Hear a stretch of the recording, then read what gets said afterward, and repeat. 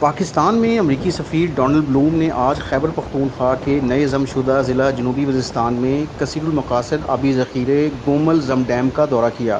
اس موقع پر وابڈا کے chairman lieutenant general retired Sajjad Ghani اور خیبر پختونخوا کے سیکرٹری زرعی تجارت محمد جاوید مربت بھی ان کے ہمراہ تھے۔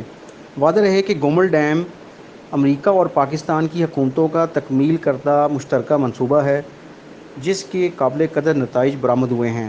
امریکہ پاکستان سبز اتحاد لائحہ عمل کے تحت دونوں ممالک پانی کے بہتر انتظام و انصرام، شفاف توانائی کی دستیابی اور موسمیاتی تبدیلیوں سے ہم آہنگ زرعی اقدامات یقینی بنانے پر کام کر رہے ہیں۔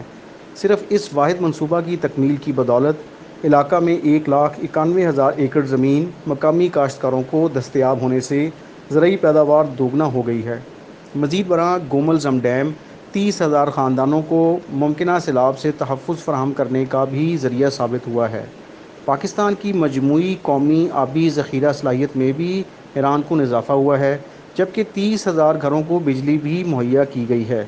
اس موقع پر سفیر بلوم نے کہا کہ امریکہ کو حکومت پاکستان کے ساتھ اس $130 ملین کثیر المقاصد گومل زم ڈیم منصوبے بشمول آبی ذخیرہ، نہری ڈھانچہ اور مقامی برادریوں کو براہ راست آبپاشی سہولیات کی فراہمی سمیت مختلف پہلوؤں میں معاونت کرنے پر فخر ہے۔ واضح رہے کہ گومل زم ڈیم تربیلا اور منگلا ڈیموں کے بعد پاکستان میں امریکی اعانت سے پایہ تکمیل تک پہنچنے والا تیسرا بڑا ذخیرہ ہے، اور اس کا پاکستان میں موسمیاتی تبدیلیوں سے نمٹنے کی حکمت عملی اور مجموعی غذائی تحفظ کے سلسلہ میں کلیدی کردار ہے۔ خیال رہے کہ 18 میگا واٹ اضافی بجلی پیداوار کے ساتھ ڈیم قابل بھروسہ شفاف توانائی کے حصول کا ذریعہ ہونے کے علاوہ کاشتکاروں کو معاشرتی اور معاشی حالات کی بہتری کے لیے بااختیار بنا رہا ہے۔ امریکی ادارہ برائے بین الاقوامی ترقی USAID نے آبی ذخیرہ، آبپاشی نظام اور زرعی ترقی کے پہلوؤں میں $130 ملین کی سرمایہ کاری کی ہے۔ پاکستان کی وفاقی اور خیبر پختونخوا کی صوبائی حکومت نے بھی منصوبہ کی لاگت میں برابر کا حصہ ڈالا ہے۔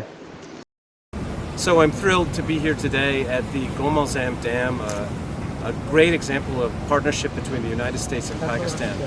The Gomal Zam Dam has doubled the agricultural output in this area, has brought 191,000 acres of farmland under cultivation, is supporting the agricultural efforts of 25,000 families, and importantly, during the flooding last year, protected this enormous basin of people with its water management.